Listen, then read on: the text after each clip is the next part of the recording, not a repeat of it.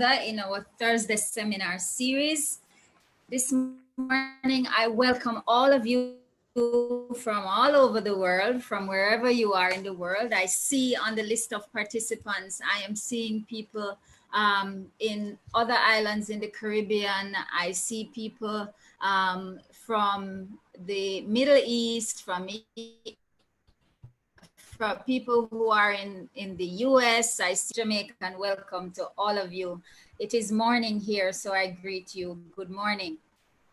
Our seminar series is decades old, and I'm going to say a few words for about 5 minutes. I'm known to talk a little bit long, but this morning I have been asked by Prof. Amin to speak for about 5 minutes just to give her a little bit of background. It is her first time that speaking in this part of the world, and so I share a little bit about us. So our seminar series is decades old. We have a long tradition of a healthy, active Thursday seminar series in the Department of Chemistry. Certainly now we have moved to a new space, this virtual space, and it allows us an opportunity to connect with a wider audience. It's a great opportunity, in fact, to build the scientific enterprise, to connect and build a network. And importantly, this morning, we are talking a little bit more about networking with other scientists, but also with other stakeholders in the scientific enterprise. So I'm hoping that the policymakers, people from the Ministry of Science and Technology here in Jamaica have been invited, and they have told me that they will be coming in, and certainly more people from all over the Caribbean. Our colleagues, Amal from Tian and Twas, should also be joining us. If you are out there, I say welcome to all of you. So this morning, the Caribbean, I introduced to those of you who don't know much about the Caribbean and science in the Caribbean. We do have a culture of excellence in science, albeit it is based on what some have called the iconic model. So the systems are weak, like it is in many developing countries, Amal, and having worked with in TWAS, we are aware of what other colleagues in developing countries face. The same is true here.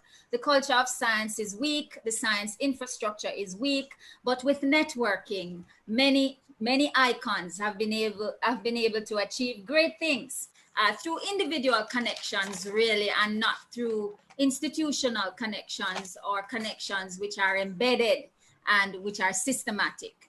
And so for sustainability, we know that hopefully will change. But we've made our name in the Caribbean in science, and possibly one of the most recent outstanding achievements is of Professor Anthony Chen, who sat on the Intergovernmental Panel on Climate Change, which shared in the 2007 Nobel Peace Prize. But in Jamaica, we have made significant contributions in the areas of natural products research, pesticides research, materials chemistry, and these things have impacted our society, both locally in Jamaica, regionally in the Caribbean, and internationally. So this morning's topic, scientific networking for international relations as a tool for international relations, is a discussion that I would like to bring attention to, and that Professor Amal Amin has been working all over the world to bring attention to. So Professor Amal Amin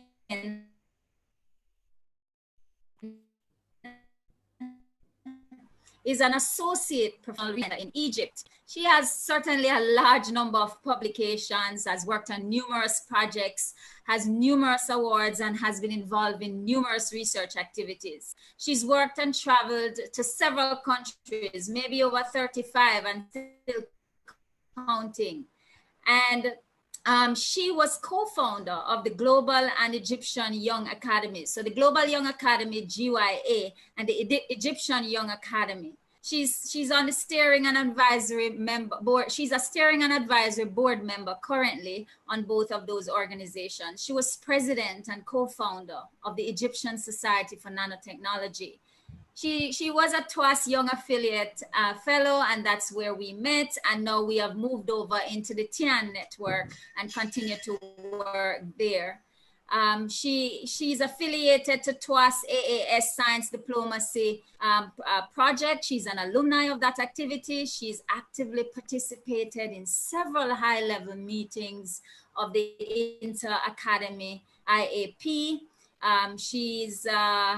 She has given advice to numerous conferences, science advice. She's a founding fellow of TWAS-TIAN, of AETEW. She's the founding chair of Women in Science Without Borders, WISWB.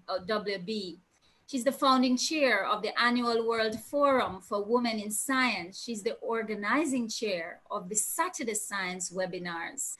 And she has recently been featured in numerous science books, the NASAC IAP 2017 and 2020, the SAYAS Success Stories of Young Scientists 2016, Nature 2020, Chemistry World, Royal Society of Chemistry, and SciDev 2020, and so many others. From all of what we have said, ladies and gentlemen, what is clear is that Amal has been busy building networks and getting networks to work for those of us who are stakeholders in the scientific enterprise.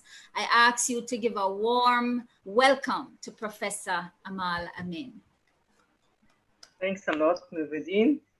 Thanks a lot for this warm introduction, for the invitation to give this talk. And I hope we can build bridges, and it will be a beginning for cooperation, for future cooperation. I will share my screen.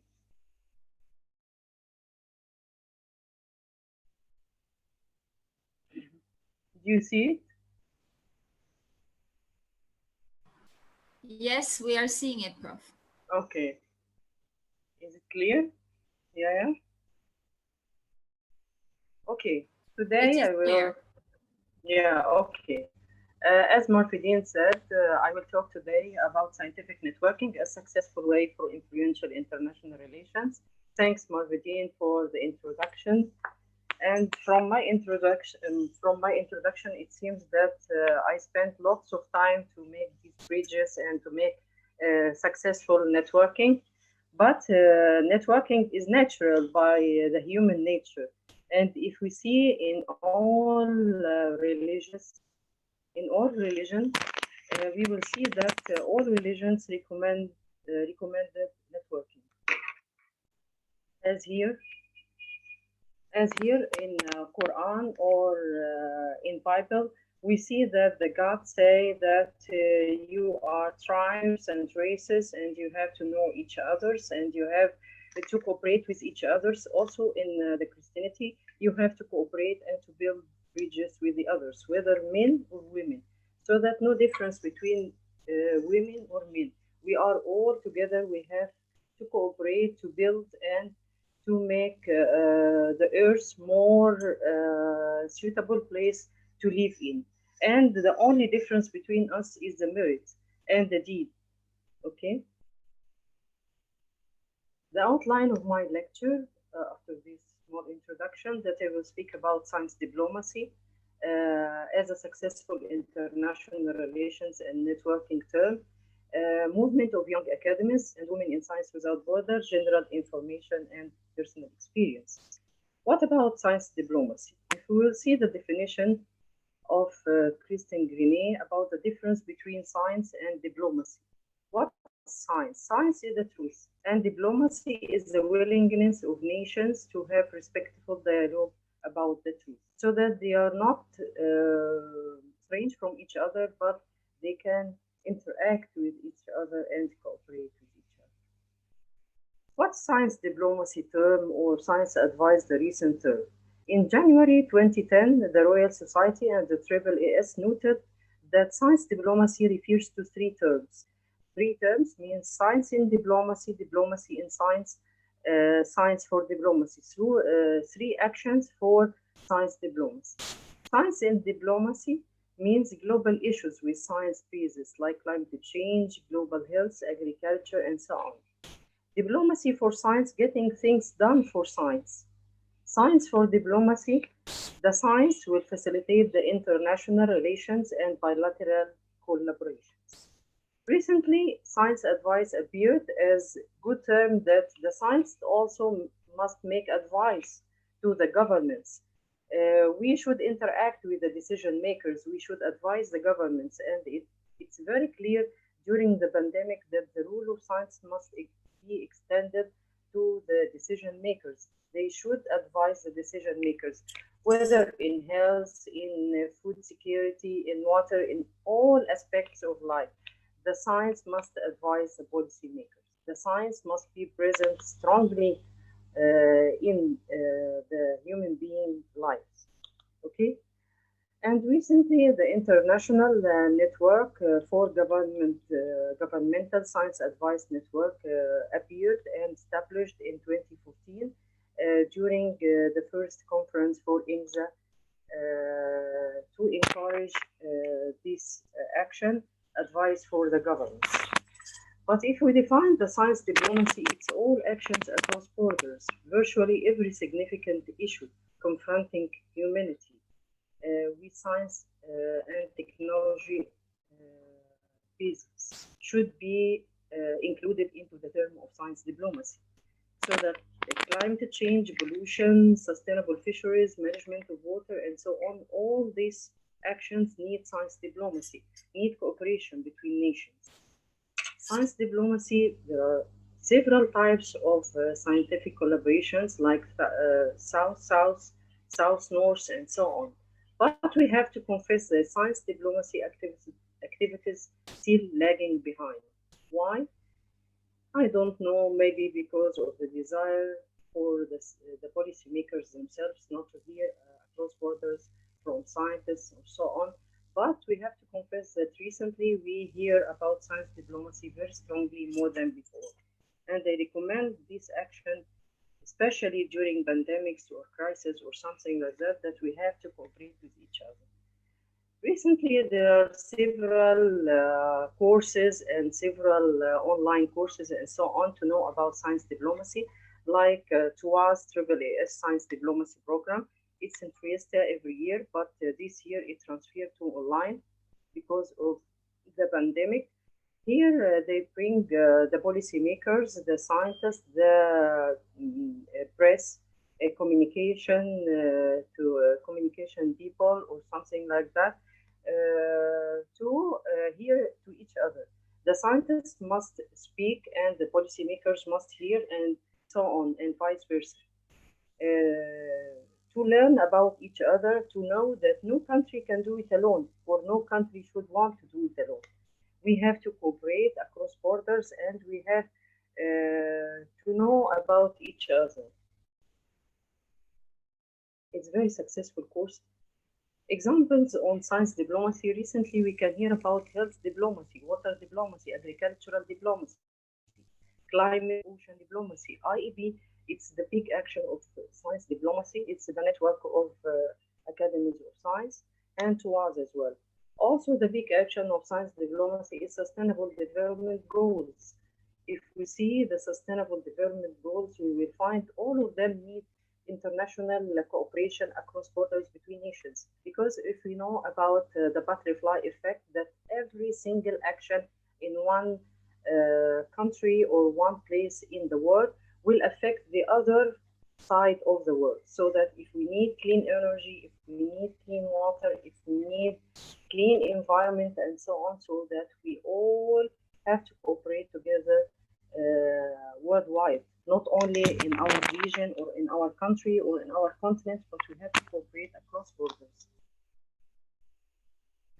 The second activity I will talk about, and it's a big example about the scientific collaboration across border, it's the movement of young academies.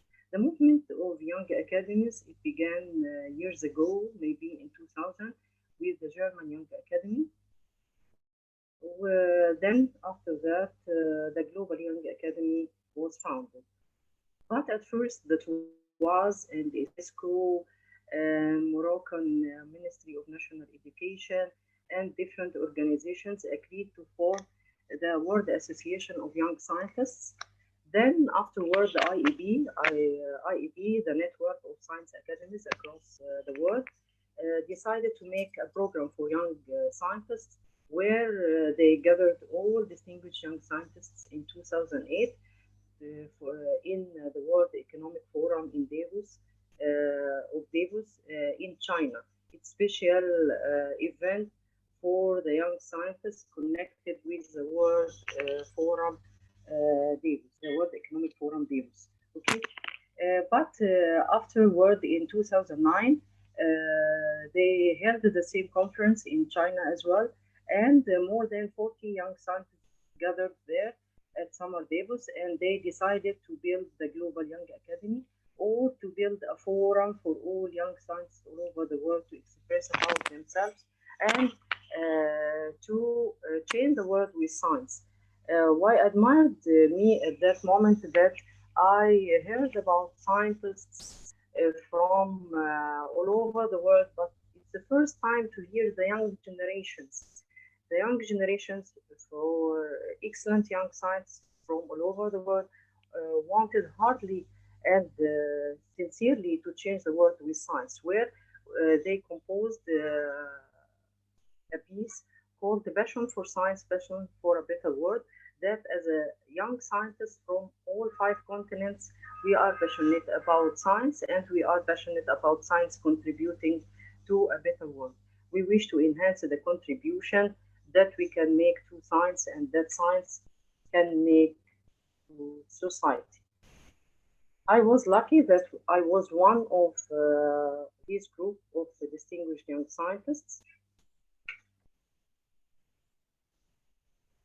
And we decided to form, as I said, the Global Young Academy at that moment in China during the summer Davos in China. And we mentioned several aims for the young academies generally to be the focus of the young scientists all over the world. That our aim to empower the young scientists and researchers across gender, disciplines, and all walks of knowledge, all fields, and so on. Also to provide opportunities and intellectual platform for interaction between young scientists, decision makers, intellectuals, entrepreneurs, professionals, maybe journalists, press, everything, NGOs, youth, to interact with the society. As I said, our aim was to change the world with science, so that we decided to interact with the society to change it.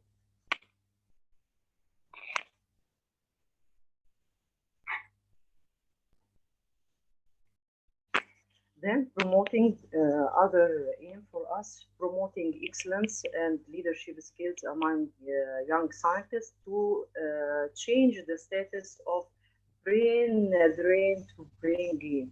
We have to have this decision at certain time that we have to reverse the brain drain to brain gain, so that we have to help the young scientists to enable their voice to be heard by the decision maker, to change the environment of work, to change the conditions of work, to make some kind of encouragement, some multidisciplinary cooperation, projects, international relations, and so on, just to support the young scientists wherever they are, to encourage them to stay at their countries or to return back, to reverse the action which all of us suffer from, the brain drain.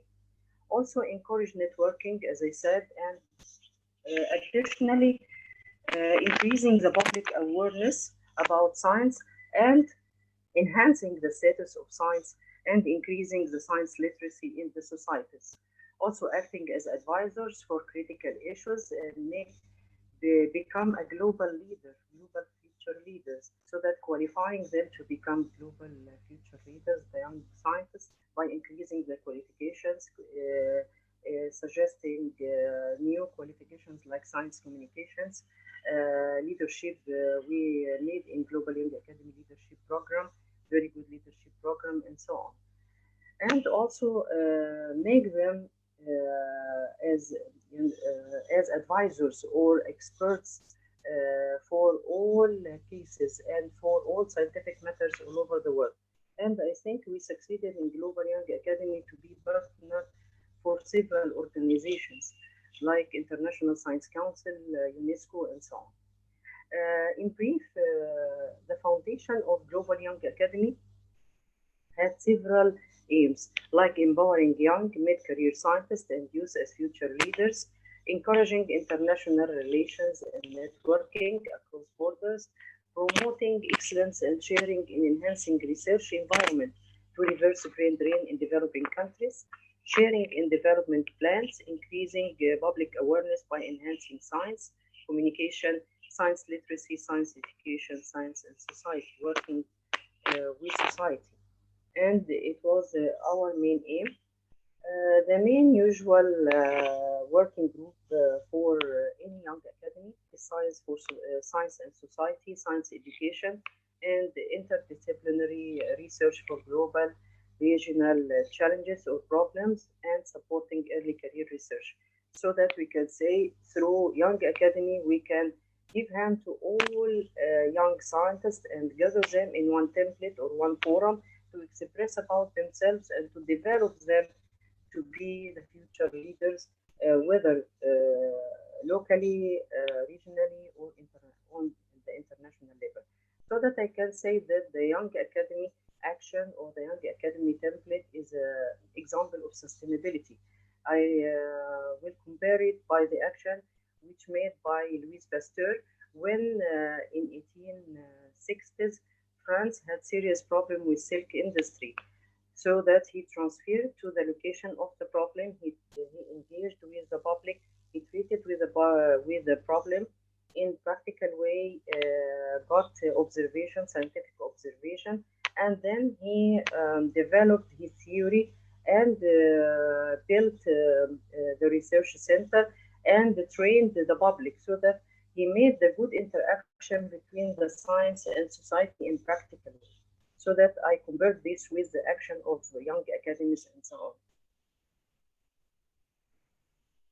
We can say that the scientists should have another rule, should have good interaction with the society, and should have some action to fix the society. Like Mark Zuckerberg said, the CEO of Facebook, that our society needs more heroes who are scientists, researchers, and engineers.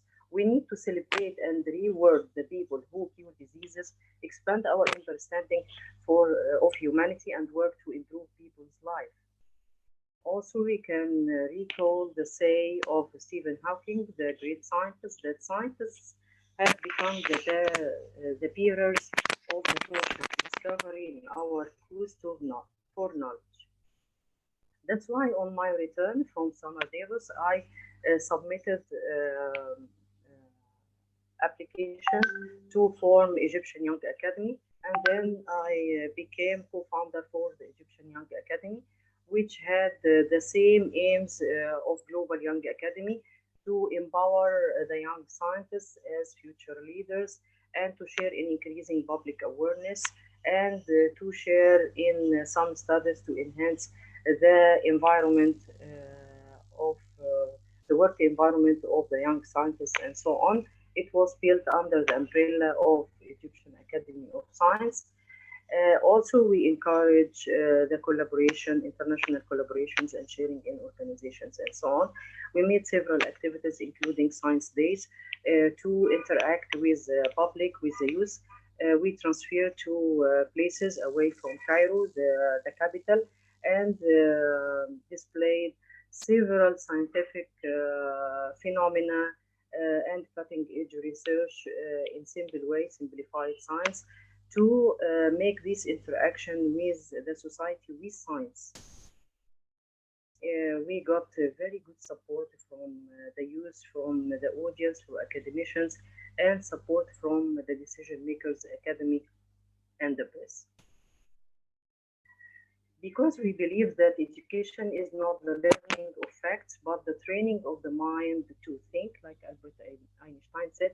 And we also have to share to raise new generation which believe in science more or like other amusement ways like football, like music, that when kids look up to great scientists the way they do to great musicians and actors, civilization will jump to the next level. It's our aim, really. It must be our aim as scientists. We must connect to the public. We must share with our science to the public, and we have to enhance the status of science in our society by all ways, not only by lectures, maybe by sharing in every several activities and so on. The third part, which I will talk about, women in science without borders. From my experience all over the world, I think that girls are one of the most powerful forces for change in the world.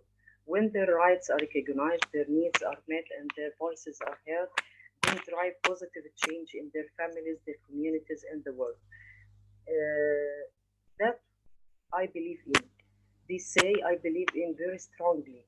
From my experience, from travels, from so on, that always we speak about women in science as separate case. But it's not separate case. Empowerment of women in science, it's empowerment for the scientific society. Like empowerment for women, it's empowerment for the society itself. So that we have to empower girls and women in science, like empowerment girls and women in the society itself. It's a strength, additional strengths gained by the society. Because how to ignore 50% of the population in any country? They have to have their rights, they have to have the strength to share strongly in everything. Luckily, this year, about several women gained the Nobel Prize, but I hope this case will continue, not only this year. So that I founded Women in Science Without Borders in 2017 as movement for cooperation between males and females. I forgot to say that usually we speak about women in science, but what about women in science with men as well? Because we are partners, we are not separate from each other. So that Women in Science, it's the name of the initiative, Women in Science Without Borders, but it's for both, for women and men. We have to cooperate to each other so that we encourage the collaboration, the cooperation between males and females. And our slogan is Science for Sustainable Development, including gender equality with the impact of science. Also, it's community building initiative to serve and develop society and the globe with science. However, there was personal story behind Women in Science Without Borders. I have a dream, like Martin Luther Jr. said, that to develop society with science, to make science available for all, to connect people and the world with science, because from my belief, science is happiness, it's not burden. And also, if we have to see that women in science, the share of women in science is still lagging behind, really. It's still less than expected. As example, from the numbers, from the percentages all over the world of the share of women in science in several parts of the world. Generally, the share of women in science is less than 30% globally. But it's different. The share of women in science is different from country to country and region from region. Like, fortunately, in Egypt, the share of women in science is very good, maybe 50% or so on. But in other parts of the world, it's not like that. So that we need to increase this percentage because, as I said, women in science, the presence of women in science is very important because it's a very important partner in the scientific cooperation. Also, if we look to fields, the women usually prefer some fields more than some fields. Maybe because of the reputation of some fields like chemistry or physics or something like that. They are very difficult, they couldn't leave or they couldn't make family or something like that. Maybe in Egypt sometimes I heard some girls said that biology is much better than chemistry or so on, but it's not true. We have to encourage women in science in all fields as a real partner. If we see the Nobel Prizes, we can see also that the number of women is still less than the number of men. 58 from 958. This year, I said, fortunately, the number increased, but we still need more women in prestigious prizes like Nobel and so on. Also, the share of women decreased by the pathway. As example, the number of women at undergraduate studies in the college or something like that, more the percentage of girls more than the percentage of women by increasing the qualifications and so on to reach to 6% at the higher academia level in some countries. So that's why 50% at the college stage and then decreasing the numbers by time. During PhD, we lose some numbers, and during postdocs, we lose some numbers, and so on. At the higher level of academia, we reach maybe to 6% in some countries, and so on. So that it's a defect also. We have to encourage the women to be professional in science, not only to have a degree and then stop. We have to encourage her along her pathway till the higher level of academia. Also, there are some numbers from a severe report from numbers like 5.5 million papers and 27.3 million authorships. About 70% of the total publications from men and 66% from the first authorship from men as well. Also from the innovations and patents, the number is very low. As example, from patents and innovations, only 14% from the women represented in the PCT applications data, the innovations. So that it's very low number. So that all of that are the reasons why Women in Science Without Borders. It's a summary. It's one-page summary. Why Women in Science Without Borders: to empower society with science.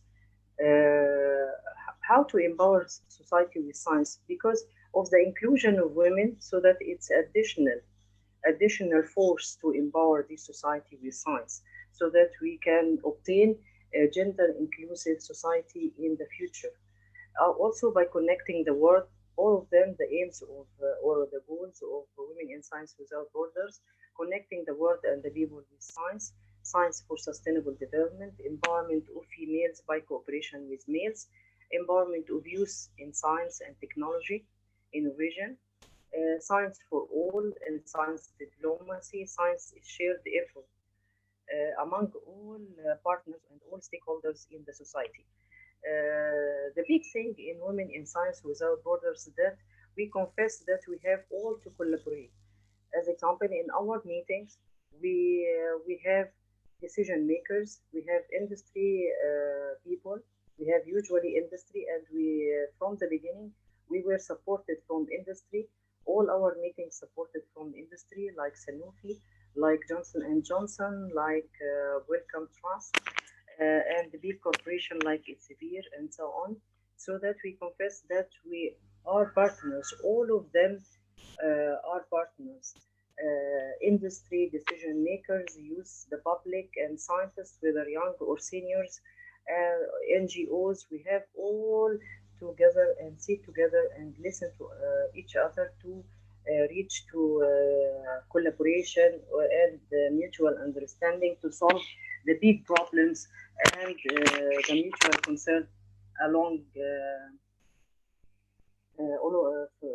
along the country or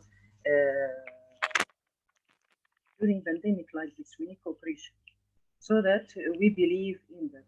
And in all our meetings, we made this experience. We gather all partners from the society, from industry, and so on, so that we had several meetings. Our annual meeting called World Forum for Women in Science. We made the two meetings in Egypt, one in Brazil and one in South Africa. We spread over 60 countries now, not 40. This data is old. And next year we will have Youth Science Forum to encourage the young people and the youth from 17 to 40 to have science as proficiency, and to encourage the involvement of youth in science more. Also, we will have World Forum for Women in Science, specialized for or dedicated for refugees in Iraq, Kurdistan. Also, from the beginning, we had big support from big organizations like International Science Council, UNESCO, TWAS, and TWAS-TAYAN, and so on, and GYA as well. Here, the distribution of our country. We have one person from Costa Rica near you. I don't know the demography, but it's first time really to speak in Jamaica or this area of the world. Our conference is usually divided into three events: training, and then the conference, and then students' activity or competition. As I said, we make collaboration or mixture between all disciplines. We have always multidisciplinary conferences: biology, medicine, pharmacy, with engineering, with agriculture, with environment, with social sciences as well. And maybe we can have some courses from leadership, entrepreneurship, and so on, so that we collect all partners, all scientists, all the interested ones in science in one platform. Our conferences, our events, our meetings, and students' activities, all our activities always around the sustainable development goals. We have usually students' activities like lectures, like competitions, like everything like that. And in competitions, we insist that the competitions in teams, always run in teams. And the team from 2 persons to 5 persons, to encourage the next generations to be gender inclusive. We have to educate the next generation to cooperate with each other, regardless of the gender. These are pictures from our previous conferences. This is in Egypt. This one is South Africa. You can see the interaction between all generations. And this one, the last one in Brazil. We made one in Brazil, and I think our initiative is sustainable because all our events outside Egypt were organized by previous participants of previous events. As example, the chair of the South Africa meeting was a participant in Egypt meeting in 2017, and so on. So that the idea transfers with the participants of previous events and so on. This one is Brazil meeting. The percentage usually of the share of males to females, about 30 to 70 or 20 to 80. Till now, the share of males less than the share of females, and it's expected and not equal. The maximum 30 to 70 or 40 to 60, but it's expected because usually they see the name Women in Science Without Borders. Unless we explain, they will not share. But usually in all my correspondences, all my meetings and so on, I say that we Women in Science Without Borders for males and females, and we have to cooperate with each other. Even the name is Women in Science Without Borders, but it's the target group, the women in science. But it will not happen without the presence of males or the cooperation with males. The gender equality must happen, but it must happen with the cooperation between them. So that I hope in the future meeting the percentage of males will increase more than 30 or 40%. Maybe we can reach to 50-50 as expected. Other activities, as I said, the next year we will have World Forum for Women in Science for Refugees, and we will have Youth Science Forum in Egypt because of pandemic. It was postponed, the Youth Science Forum from 2020 to 2021.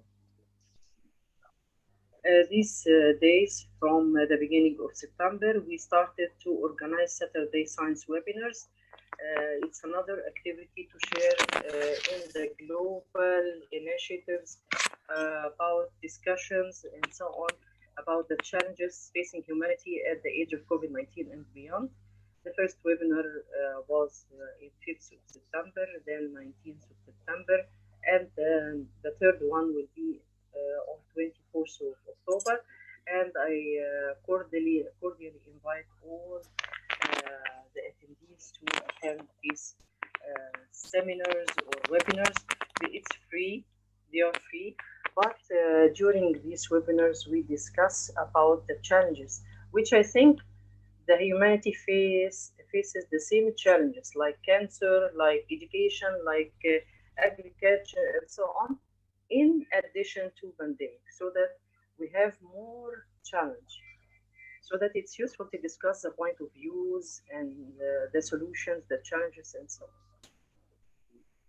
From the beginning, we got very good appreciation from the press, whether in Egypt or outside Egypt, where my deeds were recognized in the Women in Science NASAC, the book of inspiring stories from Africa, from the Network for African Academies, and in several other publications. Also, this one is from the website of Brazilian Academy of Sciences. Next Truth, it's a magazine from Germany, Scientific African, and in Nature. This year, 2020, we got recognition from Nature, where there was an article, interesting article about us, that they considered us as a successful mentoring platform. And also in Egypt, I wrote about Women in Science Without Borders, where we got recognition about it, and also in the second book of NASAC, the Network of African Academies, and in Women in Science in Africa. They interviewed me about Women in Science Without Borders and other achievements, and in 1 million Women in Science, and also in Royal Academy of Science, the Chemistry World magazine. They interviewed me, and I was chosen as one of the successful stories of over 40 in Egypt. We are on the social media. I invite all of you to like our page, Women in Science Without Borders. It's free, and you can share all your thoughts, events, and so on. I can give a brief look about the steps of the road, my road, that I was inspired by Marie Curie, my role model, so that I choose chemistry. I transferred from Egypt to Germany to study PhD. I got hard time there in Germany because of cultural differences. And against stereotypes, where I accompanied my family, and it was very hard to work and to have family at the time, 1999, and they returned back the day before the attacks, the US terrorist attack, and it was very hard because the time at that time it was challenging, really, because everything's turned down, and it seemed that we need something solid to talk on this space. We need something solid like science to talk with, instead of politics, instead of cultural differences and so on, so that I choose science to be my language and my template for the change. Because from the time of my return, I adopted the change by science, so that I started from Egypt, where I established several templates, associations, and so on, like Egyptian Society for Advanced Materials and Nanotechnology, also the Arab Network for Nanotechnology, and then I was nominated for TUAS to be Young Athlete. I had other activities, as Marvedine said. I was present in different organizations, different activities, different conferences, and so on. I traveled in several countries, maybe 10 to 5 to one country, each of them, like Germany. I traveled several times, and so on. I had visited big organizations, big institutes in my field. I shared in different activities all over the world. I wrote about my beliefs, science diplomacy, several publications. Also for women in science, I shared in different mentoring programs in Egypt, outside Egypt. And here I can summarize my deeds, like founder and chair of Women in Science Without Borders. Now it spreads over 60 countries, not 48. And founder and chair of World Forum for Women in Science, organizer of several activities, co-founder of Egyptian and Global Young Academy, Young Athlete, DRD Fellow, and the others. I can summarize that the talents required for science diplomats are communication skills, negotiation skills, and others. And I can give some tips for successful careers from my experience. Before start deciding any about your future, you must have faith in yourself and your abilities. Define and dream big and high, but know yourself. Not to dream big and be not working or something like that. So that dream big, but work very hard. Have always mentor or role model. A great inspiration. Think out of box. You have to be creative, always happy, and learning, training, and develop yourself. Be optimistic, humble, sincere, patient, and strong. Every drop is a new start, and the light will come at the end of the tunnel. Don't look behind, just go forward. Be accomplished with every day to-do list. Don't lose time with very hard work. Enjoy what you do. Be happy even with small details. Loving and caring for life, people, and society. Finally, in conclusion, I can say that environment will be more effective with collaboration and networking. Together, we'll be stronger.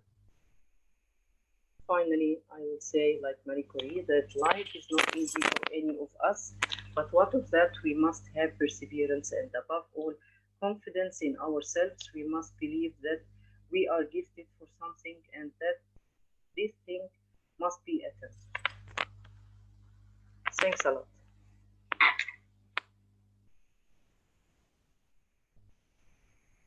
Thank you very much, Prof. Thank you. Amin. And ladies and gentlemen, you will join me in giving her a virtual round of applause and telling her thanks for the introduction to science diplomacy and the words of encouragement, certainly for especially the young scientists among us. And so now what is important is an active discussion. And we're opening the floor for you. You can just indicate by raising your hand, make a comment. You might have a question for Prof. Amin. I'm sure she's waiting for that. I can begin the discussion as usual. Amal, I will say in this taxonomy for science diplomacy, whether it is science in diplomacy, science for diplomacy, or diplomacy for science. And most of us who are here are scientists and students of science. We do have some people who are working in policy, but I find that the scientists, as scientists, we always complain that the policymakers and the business people do not understand science. And we need to all realize as scientists that in order for this to work, we also must understand politics and policy and business. Amal, I invite you to comment on this. Yes, usually, really. I myself, in the beginning, I usually say that my country wouldn't listen to science anymore and so on. But afterward, with my experience, I believe that you understand, we are in our ivory towers. You understand, we are always in developing countries. We are working for promotion. We are working for our career. We are very busy in ourselves. I say that we are working in separate islands. We are not working in teams. Even in teams, we sometimes couldn't work in teams. So that we have to be initiative. We have to initiate this dialogue. We have to speak to the policymakers. We have to write about our thoughts, our thoughts. I will give you a story. In the beginning, when I travel always to conferences and so on, I never get a picture. I never get any conversation outside the conference itself. Then my daughter said, "Why, Mama? You travel all over the world and you have no single picture about your travels." Then I began from the advice from the young girl to begin to hear to another people. You understand, to other people, to hear to other discussions. Maybe you can take a picture, maybe you can try to speak in another subject, to have a discussion in another thing and so on, so that you can build the bridges.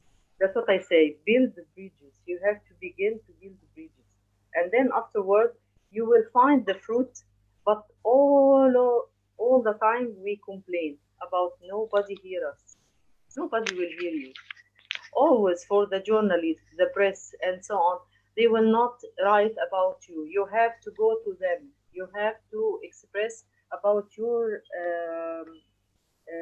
attention, about your interest, to express about your interest in their subjects and so on.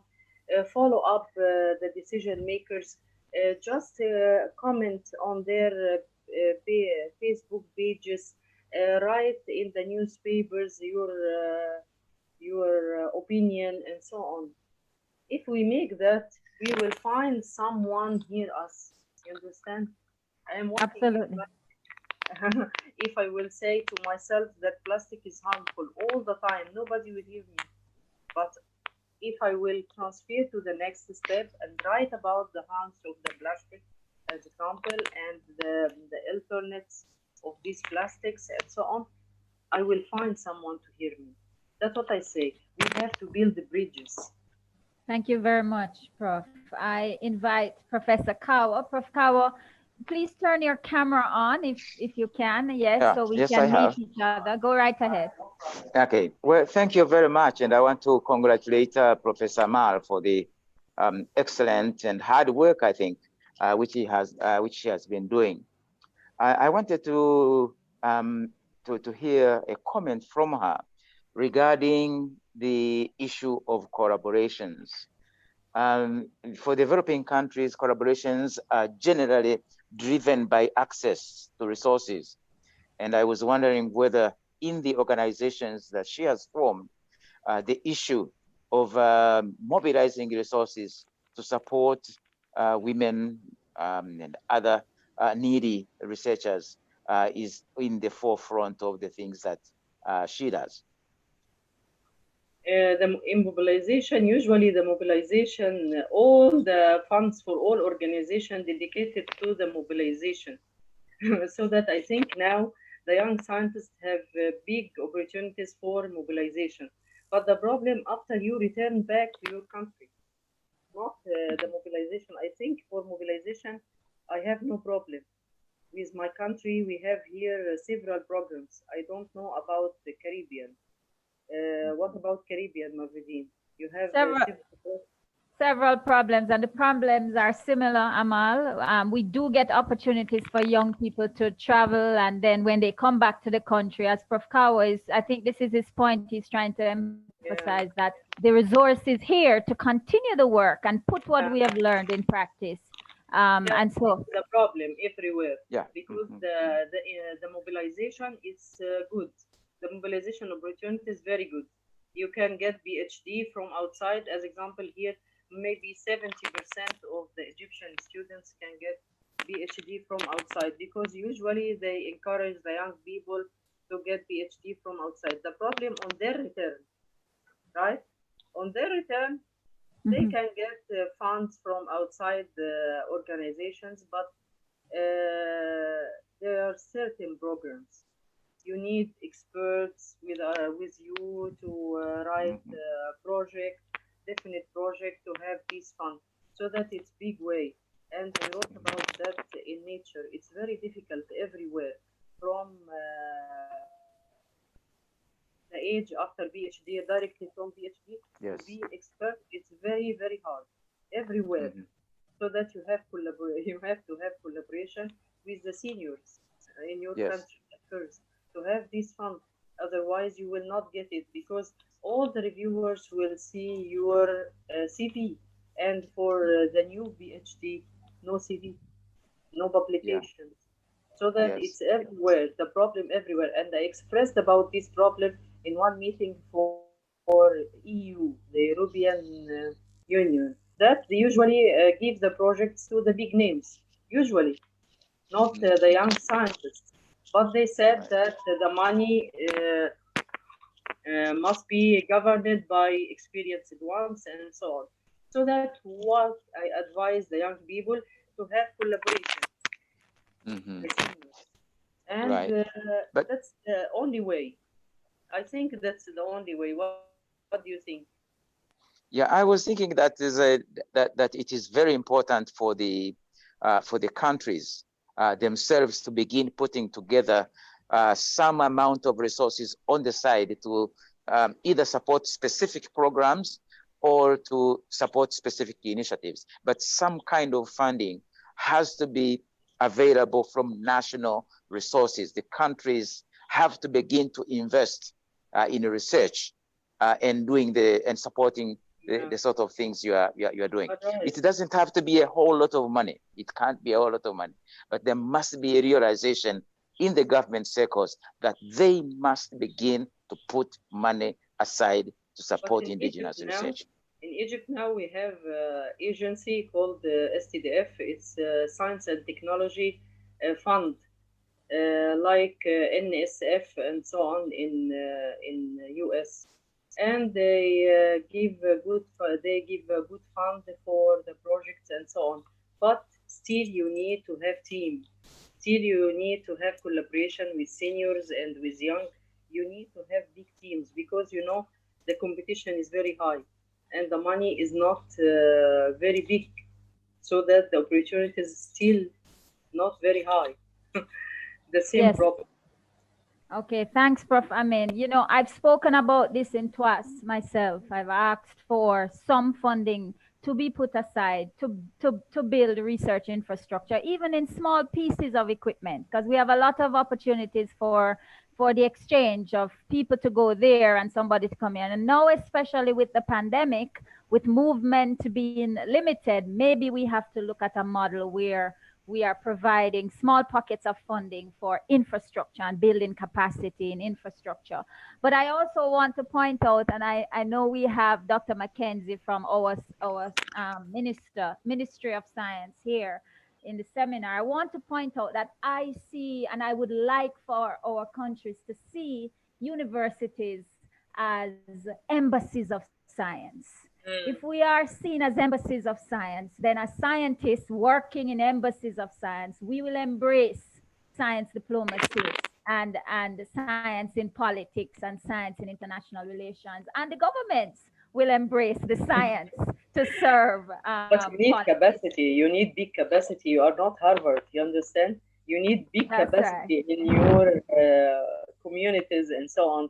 And you need also political decision before everything. You need political decision to give the university this capacity. But in US, no political decision. The university can do anything they want. If you heard, Trump objected about the foreign students.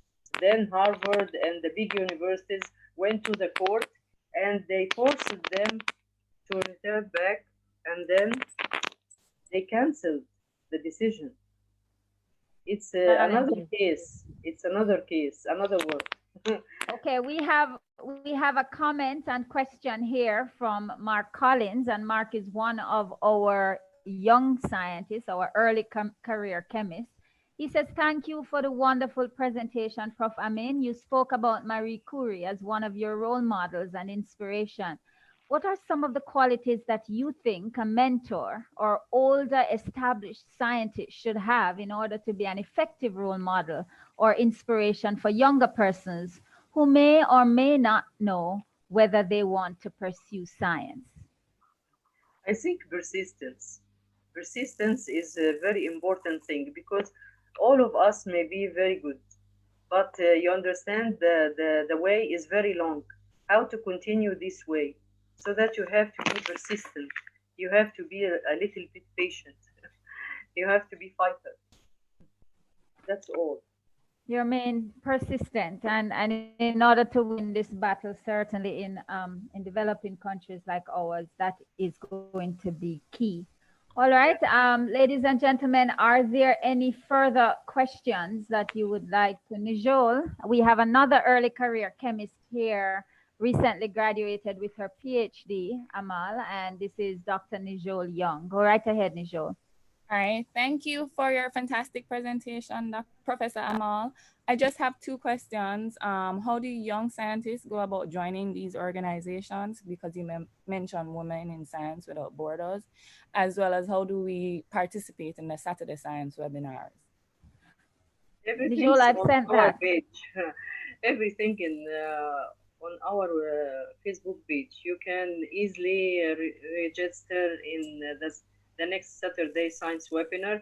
And if you register in one of our events, you will be a member. Because now we open the same registration to be a member in our network. And all of our activities are free, so that you can get in our network with no money. It's free. By only registration, simple registration. Just go to our website, to our Facebook page. You will find all our announcements. Just go inside and you will be in our world. And I've been sending out the Saturday Science flyers. Yeah. Okay. And my last question are, what are some of the goals that your initiative has achieved in terms of, you mentioned increasing enrollment of men in the Women in Science Without Borders organization? Yeah. I mentioned that this initiative is for women and men because I discovered that women to women, speech women to women, it's not worthy and it's not truthful. We are colleagues, we are partners, so that we have to speak to each other. That's why what I want to do, to have 50-50 from males and females in our initiative, to have fruitful discussions, fruitful collaboration, and so on. Not to have separate environments. I believe that I am a scientist. I am not a woman scientist. You understand me? That's right. All right. Thank you, Prof. Amin. Thank you, ladies and gentlemen. If there are no more questions, then it is only left for me to thank Professor Amin. What she's really done, you will imagine, or if you think about it, is, and this whole business of science diplomacy and science in international relations as a tool for networking, it's an old concept and it's been packaged in a new way called science diplomacy, because there has been cooperation and scientists have been working for a long time now across borders, but it is something that is being packaged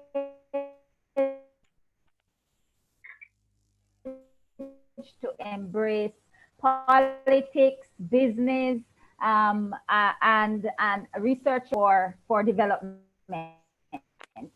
I will forward the Saturday Science information, Dr. Delahaye Mackenzie, to you also. I invite you now to just join me and again thank Professor Amal for taking the time, taking her evening to join us. And ladies and gentlemen, I ask you to continue to read, continue to follow, continue or start to like and follow Amal.